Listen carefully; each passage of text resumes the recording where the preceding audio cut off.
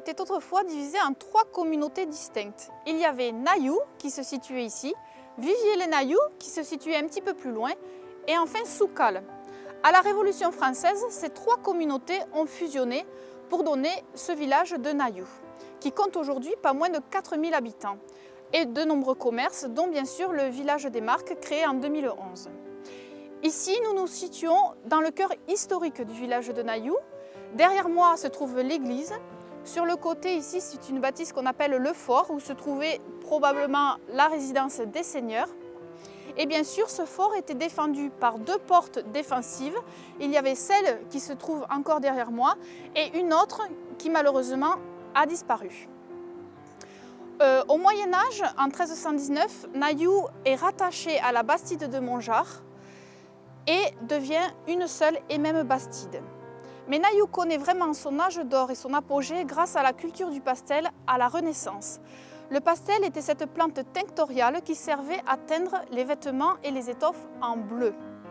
D'ailleurs, l'église Saint-Martin de Nayou est une église du pastel, c'est-à-dire qu'elle a été bâtie avec l'argent qu'a ramené le pastel. Nayou connaît un deuxième âge d'or au XVIIIe siècle grâce à la culture du blé.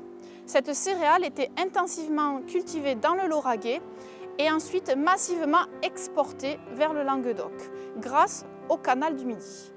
Maintenant, je vous propose de venir découvrir avec moi l'église Saint-Martin de Nayou. Suivez-moi.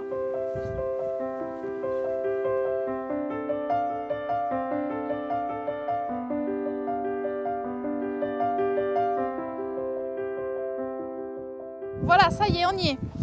Donc on est sur le clocher-mur. C'est un peu de sport, mais la vue est magnifique et ça vaut vraiment le coup d'y monter.